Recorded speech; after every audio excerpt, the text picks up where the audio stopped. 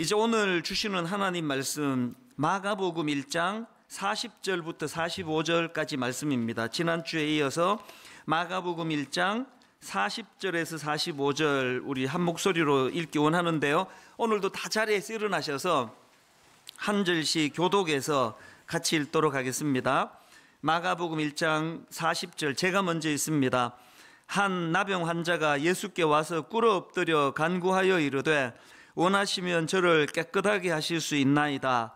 예수께서 불쌍히 여기사 손을 내밀어 그에게 대시며 이르시되 내가 원하노니 깨끗함을 받으라 하시니 곧 나병이 그 사람에게서 떠나가고 깨끗하여진지라.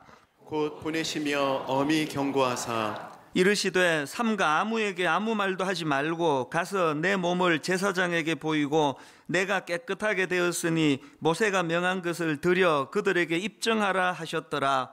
그러나 그 사람이 나가서 이 일을 많이 전파하여 널리 퍼지게 하니 그러므로 예수께서 다시는 드러나게 동네에 들어가지 못하시고 오직 바깥 한적한 곳에 계셨으나 사방에서 사람들이 그에게로 나아오더라. 아멘. 자리에 앉아주시기를 바랍니다. 스티브를 버리세요, 이런 아주 독특한 제목의 책이 있습니다.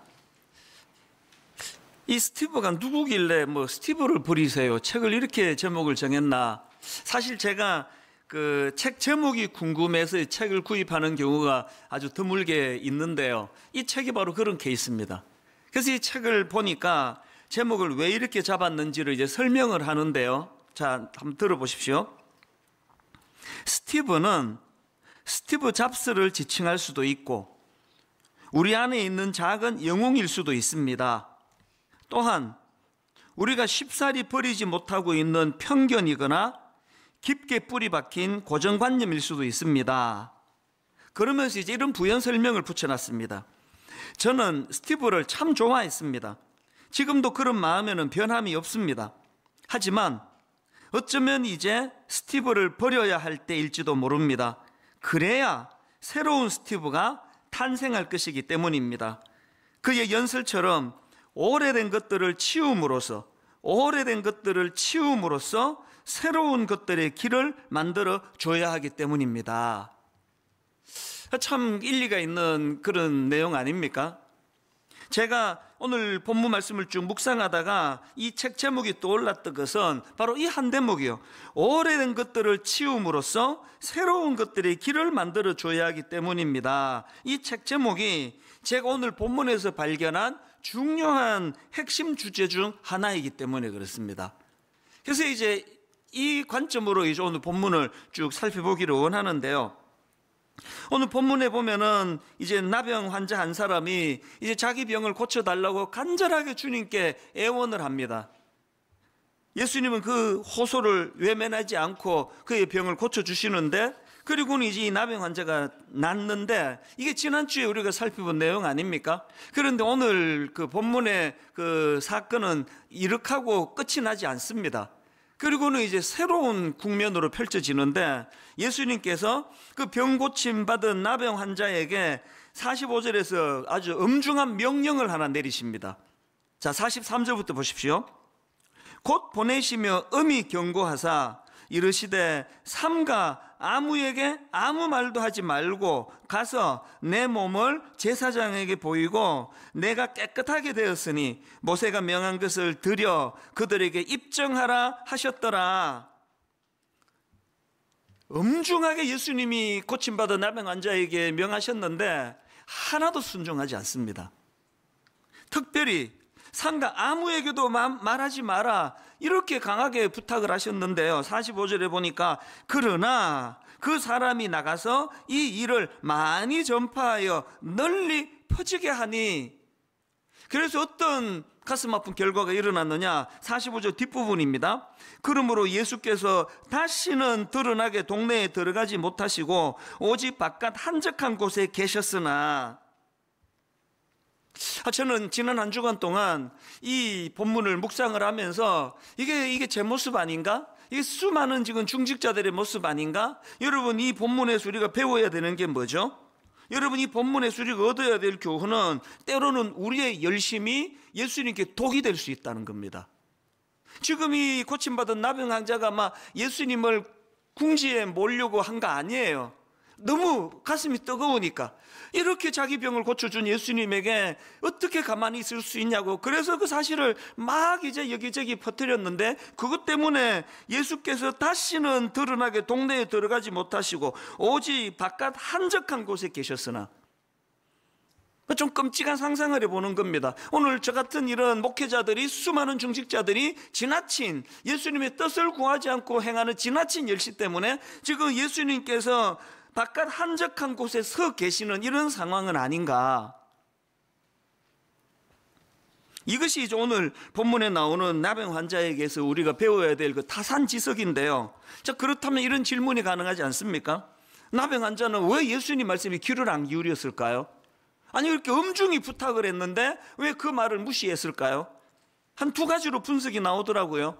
왜 예수님 말씀에 귀를 안 기울였다고요? 첫째로는요, 자기 판단, 이 내 판단이 옳아, 예수님의 판단보다 내 판단이 옳아, 이 생각이 너무 강했기 때문입니다.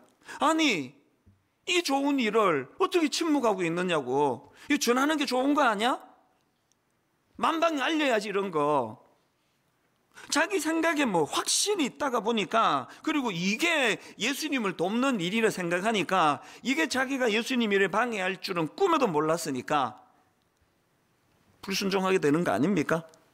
제가 이 말씀이 왜 두려운가 하면은요, 오래 믿은 사람에게는 정상이 있을 수 있기 때문이에요. 저는 지난 한 주간 동안에 이 나병 환자의 모습을 보면서 이사야 55장 8절 9절, 이는 내 생각이 너희의 생각과 다르며 내 길은 너희의 길과 다름이니라. 여호와의 말씀이니라. 이는 하늘이 땅보다 높음 같이 내 길은 너희의 길보다 높으며 내 생각은 너희의 생각보다 높음이니라. 저를 위시한 모든 우리 중직자들과 목회자들이, 오래 예수 믿은 분들이 이 말씀을 항상 기억을 해야 돼요.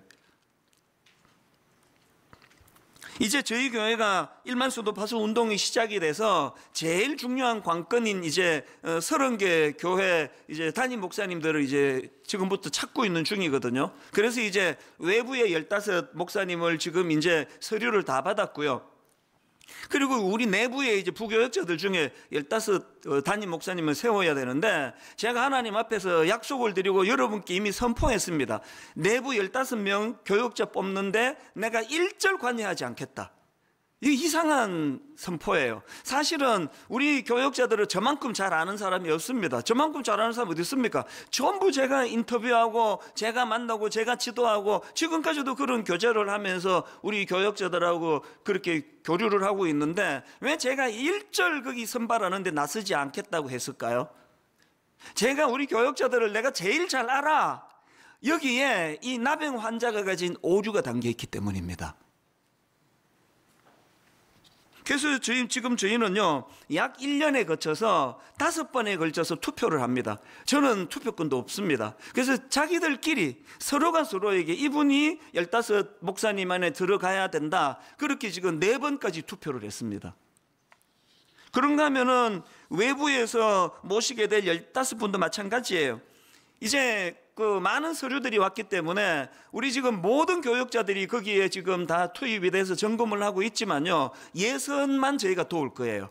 그리고는 결정적으로 이 15 외부의 목사님을 뽑는 데는 저희 교회는 나서지 않을 거예요. 아주 덕망이 있고 또 중심이 잘 잡힌 외부의 목사님들을 모셔서 그분들로 하여금 뽑아달라고 부탁을 할 거예요. 왜 그럴까요? 잘 안다라는 거기에 이 나병 환자의 우가 담겨 있다는 걸 알기 때문이거든요. 여러분 그거 아시죠? 여러분이 제일 자신 있어 하는 그것 때문에 망한다는 거예요. 이게 내 약점이야. 절대 그것 때문에 망하지 않습니다. 이건 내가 자신 있어. 바로 그것 때문에 망할 수 있다는, 이 오늘 본문의 나병 환자를 통해 우리가 얻어야 되는 교훈 아니겠습니까? 이렇게 그 나병 환자는 자기 판단이 옳다는 확신이 강했기 때문에 주님 말씀에 불순종했고요. 두 번째로, 왜 주님 말씀에 불순종했느냐? 시야 좁음의 문제예요. 비록 자기 생각에 확신이 있었지만 그게 얼마나 시야가 좁은 생각이라는 걸 몰랐기 때문에 그렇습니다. 이건요, 사춘기 애를 키워보는 분들은 너무나 공감하는 걸 거예요. 세상에서 자기 확신이 가장 강할 때가 중학교 2학년 때입니다. 부모가 무슨 말해도 들어먹지를 않습니다. 엄마가 틀렸다 전제를 딱 깔기 때문에, 내 생각이 옳다고 딱 전제를 갖고 있기 때문에. 그런데 여러분, 그 중학교 2학년 그 아이들이 갖고 있는 치명적인 한계가 얼마나 시야가 좁은지를 모든 부모는 다 알아요. 그래서 속이 터질 것 같은 거죠. 세상 살아보니까 그게 아닌데, 오늘 여러분, 우리가 얼마나 시야가 좁은 인생인 걸 아셔야 됩니다. 그래서 여러 번 말했지만 세상에서 제일 무서운 사람이 책 한 권만 읽은 사람이에요. 그 한 권이 모든 진리를 가지고 이 사람은 고집불통이에요. 누구 말도 안 듣습니다. 시야가 그렇게 좁아 터졌다는 걸 모르기 때문입니다. 제가 이 본문의 나병 환자를 묵상을 하다가 베드로가 불쑥 떠올랐는데, 마태복음 16장의 베드로, 여러분 아시죠? 예수님이 이제 십자가의 길을 이제 선포를 하니까 그 반응 아시죠? 자, 21절, 마태복음 16장 21절입니다. 이때로부터 예수 그리스도께서 자기가 예루살렘에 올라가 장로들과 대제사장들과 서기관들에게 많은 고난을 받고 죽임을 당하고 제3일에 살아나야 할 것을 제자들에게 비로소 나타내시니, 그랬더니 22절, 베드로가 예수를 붙들고 항변하여 이르되 주여 그리 마옵소서, 이 일이 결코 죽게 미치지 아니하리이다. 베드로가 얼마나 흥분했는지 헬라어로 보면은요, 예수님을 꾸짖었다고 그렇게 분석해도 될 만큼 강하게 지금 예수님께 항의를 하는 거예요. 베드로가 왜 이렇게 강하게 항의할까요? 자기 확신이 뭐예요? 예수님은 십자가 지시면 안 되는데, 왕좌에 앉으셔야 되는데, 해방을 시켜주셔야 되는데. 그러나 우린 다 알잖아요. 베드로가 얼마나 생각이 좁고 시야가 좁아가지고 눈앞에 보이는 그것만 보고 판단한다는 거 우리 다 알잖아요. 그것들을 만 배 멀리까지 내다보시고 십자가를 결정하셨는데 시야가 좁으니까 그걸 이해를 못하는 거예요. 늘 우리가 이런 식이에요. 여러분, 우리가요, 참 나는 시야가 좁아, 나는 정말 판단력이 흐려, 이것만 알아도요, 이게 철든 사람이에요. 이게 사춘기 애들만 시야가 좁은 거 아닙니다. 예수 잘 믿는다고 하는 그 사람들 안에 굉장히 많은 이런 오류를 볼 수 있습니다. 구약에서 이런 좁은 시야로 잘못 판단했다가 망한 사람이 하나 있잖아요. 롯, 아브라함의 조카 롯. 자, 창세기 13장 10절. 이에 롯이 눈을 들어 요단 지역을 바라본 즉 소알까지 온 땅에 물이 넉넉하니, 야, 이 자기 눈으로 보기에 이게 대박인 거예요. 이거 끝내주는 거다. 이거 당연히 이걸 택해야지. 그래서 망했잖아요. 자기 확신 있는 건 좋은데 이 시야가 얼마나 좁은지를 모르니까 잘한다고 한 게 그 망한 거 아닙니까? 오늘 본문의 나병 환자도 마찬가지예요. 우리는 어떻습니까? 왜 여러분 제가 이 본문을 가지고 지난주와 이번 주 두 주에 걸쳐서 설교할까요? 이 포인트를 우리가 절대로 놓쳐서 안 되기 때문에 그렇습니다. 오늘날 한국 교회가 많이 어렵다 그러잖아요. 그리고 걸핏하면 싸우잖아요.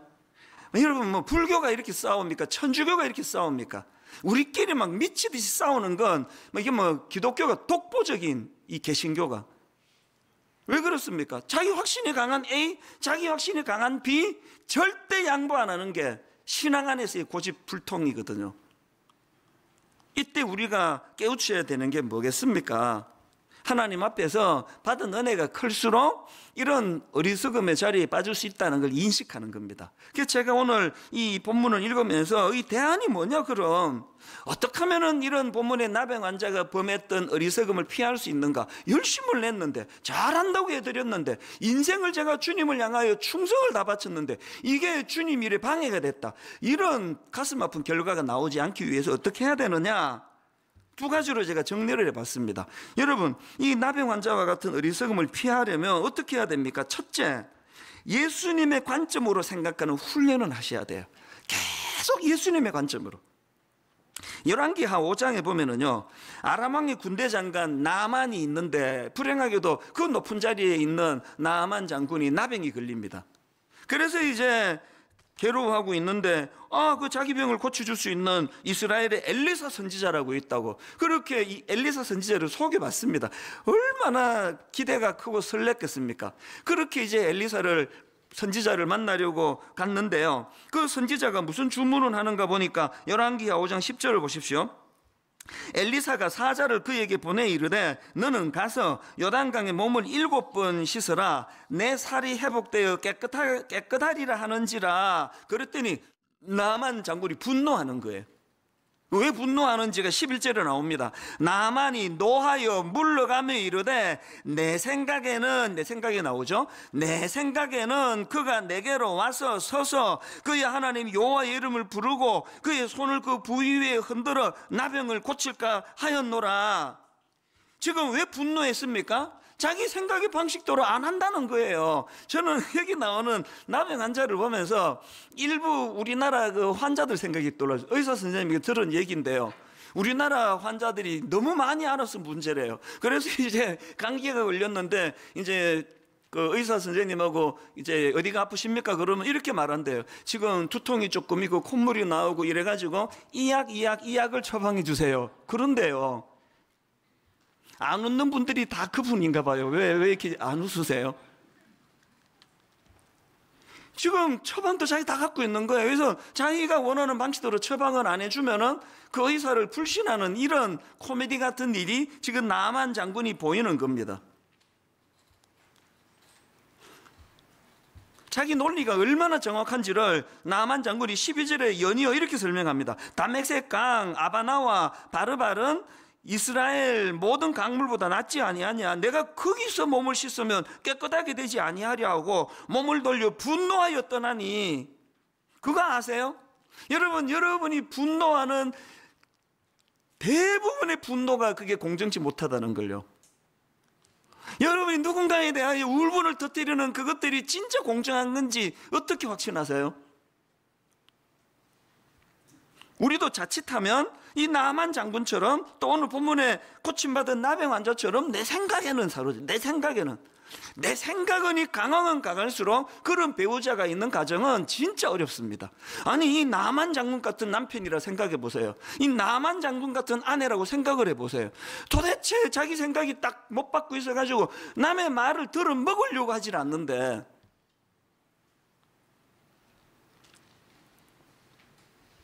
그 나병 환자가 지금 본문의 나병 환자가 갖고 있는 치명적인 문제가 뭡니까? 아무리 자기 생각이 옳다 싶어도 묵상을 좀 해야 될 거 아닙니까? 내 생각은 퍼뜨리면 좋을 것 같은데 예수님은 왜 말하지 마라 그러시지? 그거 좀 고민해야 되는 거 아닙니까? 뜻을 우리로 말하면 기도하면서 뜻을 좀 구해야 되는 거 아닙니까? 여러분 고침받은 나병 환자에게는 그게 없어요. 그냥 그러면서 해버리는 거예요. 저같이 좀 성격이 급한 사람들이 신앙생활에도 항상 실수하기가 쉬워요. 막 해버리는 거예요. 해놓고 생각을 해놓고. 오늘 이 본문을 통해서 저와 여러분이 늘 우리가 묵상해야 됩니다. 예수님의 뜻이 어디에 계시는가? 성경은 왜 이렇게 말씀을 하고 계시는가? 나는 다르게 생각하는데 왜 주변 사람은 또 다르게 얘기를 하는 건가? 자꾸 그걸 되돌아보셔야 됩니다. 제가 앞에서 자기 어리석은 생각에 빠져서 잘못 판단에 망한 게 아브라함의 조카 롯이라고 말씀드렸는데요, 그 구절에 보면은 아브라함은 그 롯의 어리석음을 잘 피해갑니다.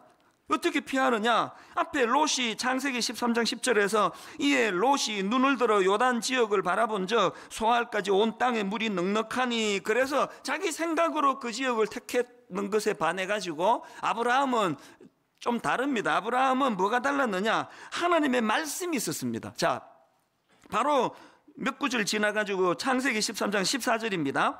롯이 아브라함을 떠난 후에 여호와께서 아브라함에게 이르시되 너는 눈을 들어 너 있는 곳에서 북쪽과 남쪽 그리고 동쪽과 서쪽을 바라보라.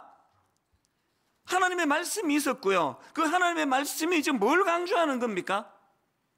너의 좁은 생각으로 그것만 보지 말라는 거 아닙니까? 눈을 들으라는 거 아닙니까? 멀리 바라보라는 거 아닙니까?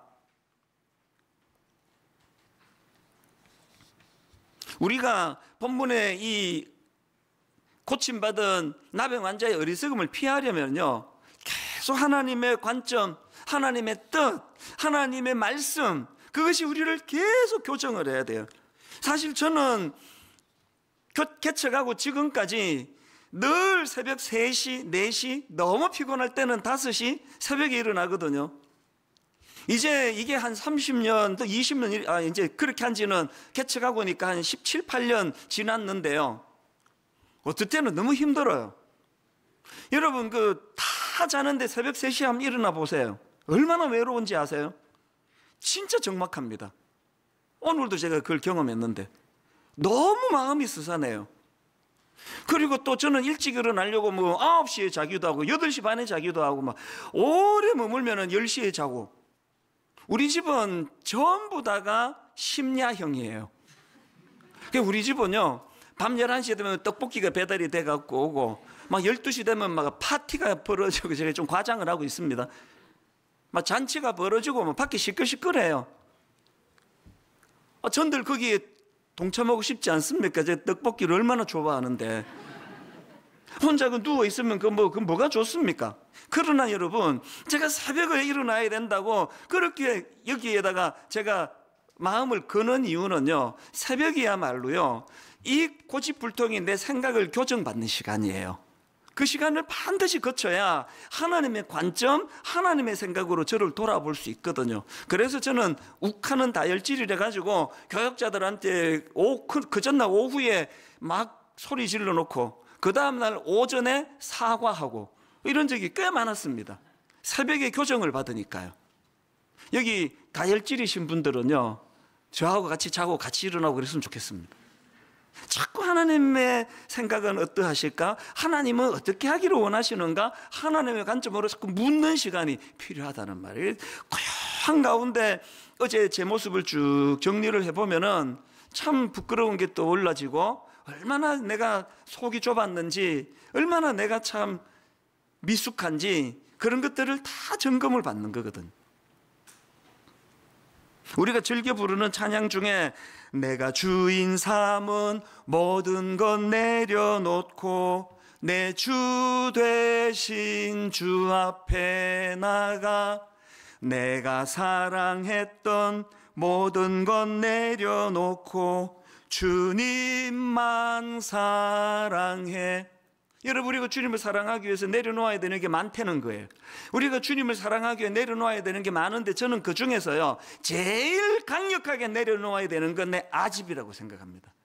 진짜 내가 주님을 사랑하기 위해서는요, 이 고집불통, 가장 내 생각이 항상 옳고 항상 나는 틀리지 않고, 이런 아집 덩어리를 내려놓는 게 주님을 건강하게 사랑하는 비결인 줄로 믿으시기를 바랍니다.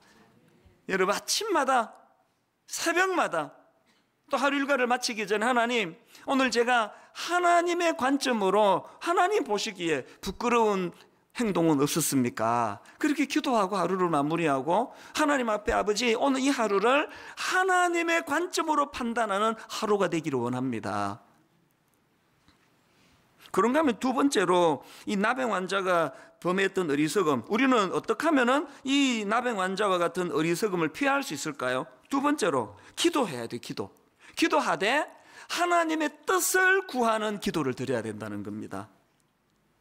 여러분, 이 고침 받기 전에 나병 환자하고요, 고침 받은 이후에 나병 환자에게 확 드러나는 차이가 하나 있는데, 그게 뭐냐? 자, 고침 받기 이전에 나병 환자를 보세요. 오늘 본문 40절입니다. 한 나병 환자가 예수께 와서 꿇어 엎드려 간구하여 이르되, 그 다음 보세요. 원하시면 저를 깨끗하게 하실 수 있나이다. 여기 지금 엎드려 간구하는 거 우리로 말하면 이 기도 아닙니까? 기도를 하는데, 고침 받기 이전에 이 나병 환자는 뭘 구합니까? 원하시면.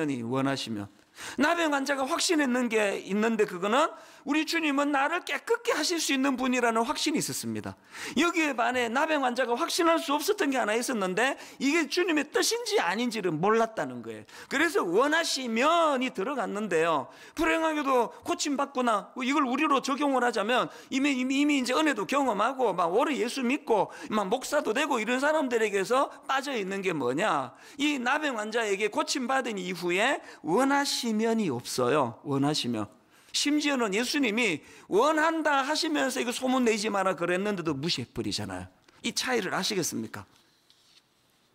그렇기 때문에요, 저 같은 목회자나 오래 예수 믿은 사람은 골로새서 1장 9절에서 사도 바울의 이 권면을 꼭 기억하셔야 됩니다.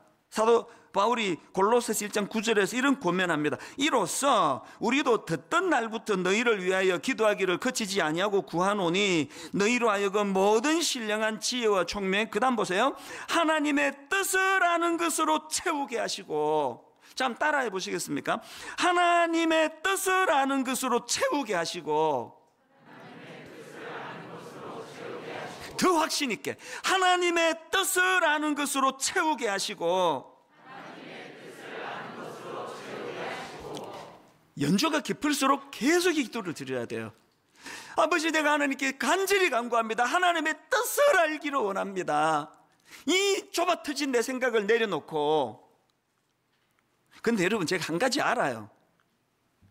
제가 이렇게 막 목청 높여 설교해도요, 인간은 잘 안 바뀐다는 거 알아요.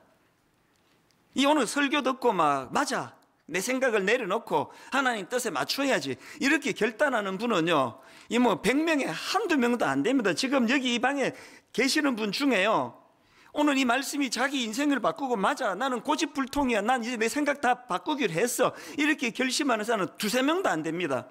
문제가 뭔가 하면은 이렇게 얘기하면 모든 분이 그 두세 명 안에 내가 들지, 이렇게 인간의 생각이 잘 안 바뀌는 그 점을 전 너무 감사하게 생각해요. 그냥 설교 한 편에 다 바뀌고 다 바뀌었으면 난 지금쯤 실직자가 됐어요. 할 일도 없을 텐데. 이렇게 질긴 바뀌지 않는 인간의 죄성 때문에 저는 확신합니다. 죽을 때까지 할 일이 있다는 거. 여러분, 오늘 이 말씀 앞에서 정말 우리가요, 내가 정말 고집이 세긴 세지, 이것만 자각해도 성공입니다. 이것만 자각해도. 얼마나 인간의 생각이 잘 안 바뀌는가 하면은요, 구약의 그 선지자 요나 아시잖아요. 요나는 막 얼마나 고집이 센지, 하나님께 불순종했는지 요나서 1장부터 바로 고집이 나옵니다. 자, 요나서 1장 1절 2절입니다. 여호와의 말씀이 아미떼 아들 요나에게 임하니라. 이르시되 너는 일어나 저 큰 성읍 니느웨로 가서 그것을 향하여 외치라. 그 악독이 내 앞에 상달되었음이니라 하시니라. 하나님이 이렇게 엄중하게 명하시는데 3절을 보세요. 그러나 요나가, 벌써 불순종 아닙니까? 그러나 요나가 여호와의 얼굴을 피하려고 일어나 다시스로 도망하려 하여 욥바로 내려갔더니, 이건 뭐 말씀 시작부터 불순종이에요. 그래가지고 그냥 풍랑만 나가지고 죽을 고생하고 막 엄청 깨지고, 그 고난이 참 유익합니다. 바로 2장에서 그가 하나님께 드리는 그 참 눈물의 이 기도를 한번 보십시오. 요나서 2장 1절입니다. 요나가 물고기 뱃속에서 그의 하나님 여호와께 기도하여 이르되 내가 받는 고난으로 말미암아 여호와께 불러 아뢰었더니 주께서 내게 대답하셨고, 내가 스올의 뱃속에서 부르짖었더니 주께서 내 음성을 들으셨나이다. 그리고 4절을 보세요. 얼마나 겸손해졌는지, 내가 말하기를 내가 주의 목전에서 쫓겨났을지라도 다시 주의 성전을 바라보겠나 하였나이다. 그렇게 회개로 주님 앞에 나간 게 이게 2장인데요. 그런데 요나서가 어떻게 끝나는지 아십니까? 요나서가 넉 장짜리 말씀인데 4장이 이렇게 시작합니다. 요나서 4장 1절부터 3절을 보세요. 먼저 1절. 요나가 매우 싫어하고 성내며, 지금 말씀의 마무리가 이렇게 시작을 합니다. 지금 누구한테 싫어하고 성을 내느냐? 요나가 하나님께예요. 자, 1절부터 3절까지 한번 들어보세요. 요나가 매우 싫어하고 성내며 여호와께 기도하여 이르되 여호와여, 내가 고국에 있을 때에 이러하겠다고 말씀하지 아니하였나이까? 그러므로 내가 빨리 다시스로 도망하였사오니 주께서는 은혜로우시며 자비로우시며 노하기를 더디하시며 인애가 크시사 뜻을 돌이켜 재앙을 내리지 아니하시는 하나님인 줄을 내가 알았음이니이다. 여호와여, 원하건대 이제 내 생명을 거두어 가소서. 사는 것보다 죽는 것이 내게 나음이니이다. 2장에서 그렇게 자기 생각을 회개하고 이제 주님 앞으로 나가겠노라 그랬지만요, 그게 요나를 바꾸게 하지 못했다는 걸 4장에서 알 수 있는 거 아닙니까? 여러분, 요나스가 참 특이하게 끝을 맺습니다. 요나스가 어떻게 마무리 짓는가 하면은요, 자, 4장 8절에도 보십시오. 해가 뜰 때에 하나님이 뜨거운 동풍을 예비하셨고 해는 요나의 머리에 쪼임에 요나가 혼미하여 스스로 죽기를 구하여 이르되 사는 것보다 죽는 것이 내게 나으니이다 하니라. 요나스가 어떻게 끝나는지 아세요? 이 원망 앞에 하나님이 또 설명을 해주시고, 그렇게 그냥 끝도 없이 끝나버리는 게 요나스예요. 저는 이 요나스 읽으면서 불길한 예감이 하나 들어요. 내가 죽을 때까지 이렇게 하다가 하나님께 그냥 고집 부리다가 인생이 끝나겠구나. 그걸 깨닫게 하는 게 요나스라고 저는 생각을 합니다.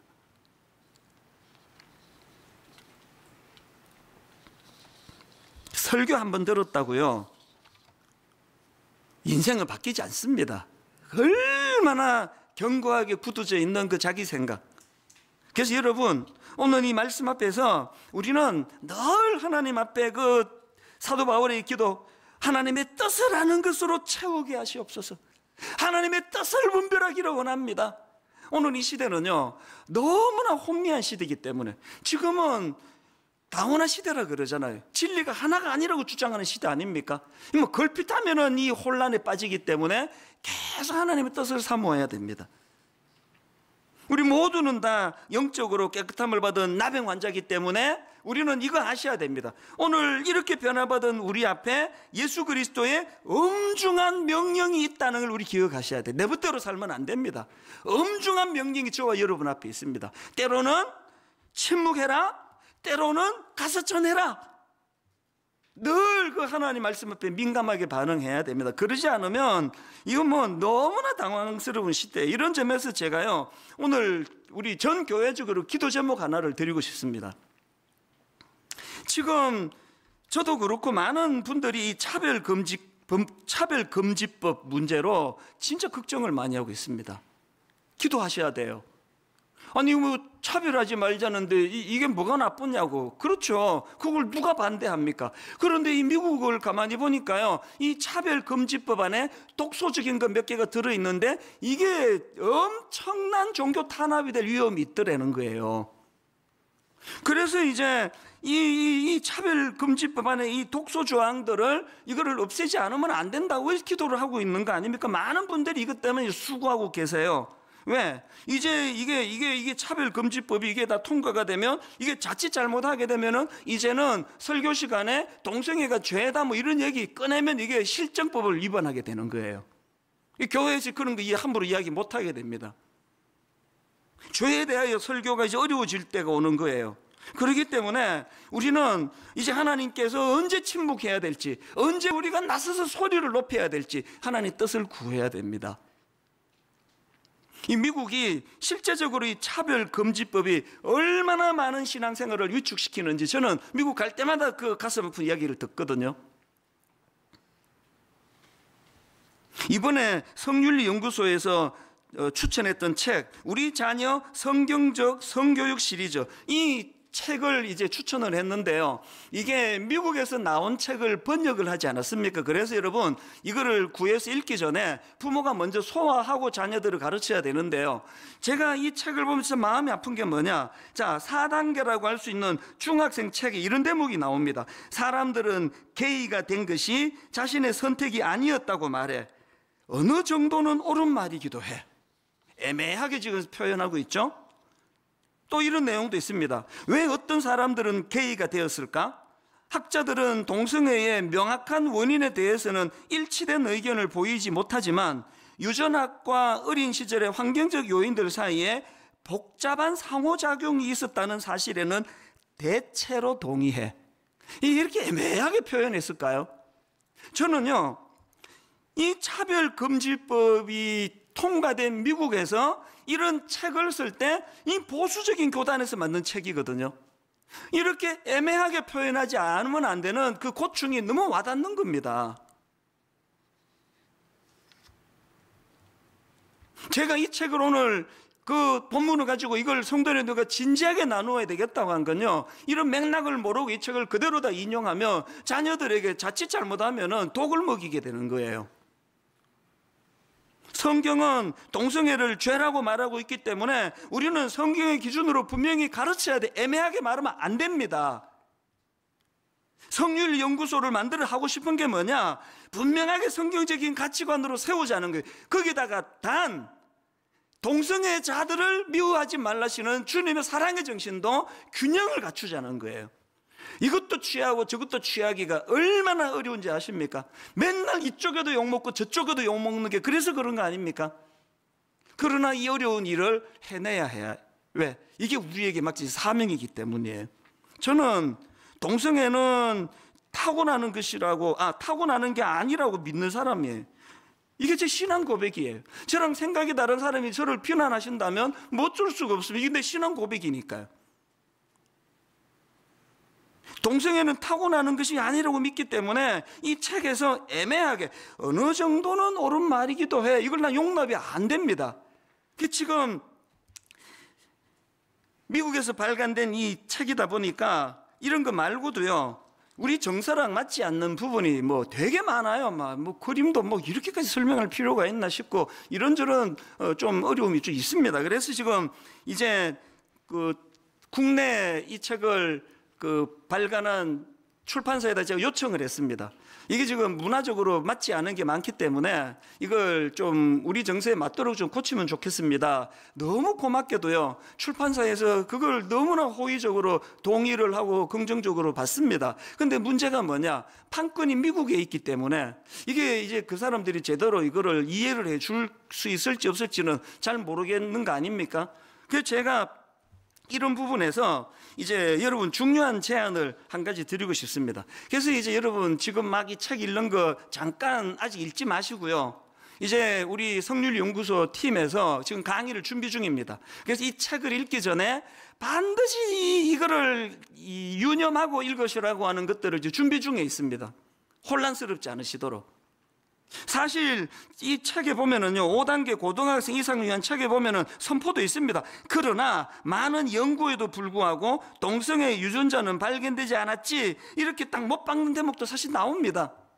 제가 이 책을 왜 추천을 했는가 하면은요, 그렇게 문화도 다르고 정서가 다르고 여러 가지 좀 어려움이 있지만 제가 이 책을 가장 강점으로 생각하는 건 이 책은요, 창조신앙을 근거로 아이들을 가르치고 있고 구속신앙을 근거로 끊임없이 아이들을 가르치고 있는 내용이라는 겁니다. 이걸 우리가 놓치면 안 됩니다. 그래서 이 책에는 분명하게 동성애 등의 성적인 죄를 지적해주고 있지만 또 그리스도께서 죄인들을 위하여 하신 일들을 강조하면서 복음을 전하는 책입니다. 이런 강조점들을 이제 빠르면 오늘 수요일쯤에 강의 다 나올 것 같아요. 저희 홈페이지 오셔서 꼭 이 강의를 먼저 들으시고, 오히려 전 더 잘 됐다 생각해요. 그래서 이제 이 책에서 미국적인 정서 이런 것 때문에 또 그 차별금지법 이런 것 때문에 어떤 부분이 우리가 주의해야 되고 어떤 건 받아야 되고 이것들을 같이 공부하면서 그렇게 해나가야 된다는 겁니다. 제가 지금 뭘 강조하고 있는가 하면 너무나 어려운 시대에 우리는 고침받은 나병 환자로 산다는 그 얘기를 하고 싶은 겁니다. 그래서 우리에게는 늘 하나님 뜻에 민감하고 내 생각 말고 하나님이 이 어려운 시대에 뭘 원하시는가, 뭘 우리에게 요구하시는가. 교회들이 이런 책 왜 안 낼까요? 내면은 이게 논란에 빠지거든요. 다른 교회에서 안 낼 땐 이유가 있는 거 아닙니까? 우리가 왜 냈을까요? 논란이 뻔하게 일어날 줄 아는데 그래도 해야 된다는 겁니다. 그래도 이 시간 아이들을 분별할 수 있도록 가르치는 시도를 끊임없이 해야 된다는 사실입니다. 이게 고침받은 나병 환자로서의 사명이고 도리라고 생각을 합니다. 천명합니다. 분명 우리 교회는 좌로나 우로나 치우치지 않는, 성경이 말하는 죄에 대해서는 죄라고 선언하고 그럼에도 불구하고 사람은 미워하지 않는 너무너무 어려운 두 마리 토끼를 다 잡아내기를 원합니다. 결론을 이렇게 맺기를 원합니다. 며칠 전인데요, 이 설교를 이제 쭉 정리를 하고 마무리를 하는데 요즘에 저는 이제 새벽에 많이 걷는 거를 애를 쓰거든요.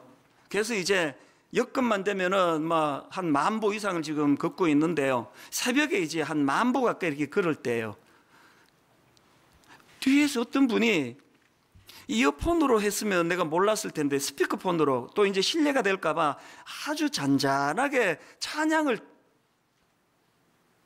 그 찬양이 그날 아침 저를 먹먹하게 했습니다. 왜? 이 설교의 결론이 뭔지를 주님이 정해주시는 것 같아가지고 이 찬양이었습니다. 약한 나로 강하게, 가난한 날 부하게, 눈먼 날 볼 수 있게 주 내게 행하셨네. 호산나 호산나 죽임당한 어린 양 호산나 호산나 예수 다시 사셨네. 그 이른 아침에 마음이 뭉클뭉클해지더라고요. 너무나 혼미하고 힘든 시대를 살아가는, 진짜 어려운 시대를 살아가는 저희들, 우리가 회복해야 될 두 가지. 고침받은 나병 환자의 감격을 회복해야 돼요. 나 같은 거 구원해 주신, 십자가로 구원해 주신 그 은혜. 그런가 하면은 이렇게 고침받은 나병 환자에게 해야 될 명령이 있다는 거. 하나님, 내 생각을 내려놓고 침묵해야 될 때 침묵하게 하시고 말해야 될 때 말할 수 있는 그리스도인 되기 원하는데, 이 모든 원동력은 십자가 앞으로 나갈 때 가능하다는 것입니다. 우리 가사를 생각하시면서 또 말씀을 우리가 쭉 정리하시면서 우리 찬양, 약한 나로 강하게, 가난한 날 부하게, 눈먼 날 볼 수 있게 주 내게 행하셨네. 내가 얼마나 연약한 존재인가를 고백하고 시인하면서 그렇게 찬양 같이 부르기 원합니다.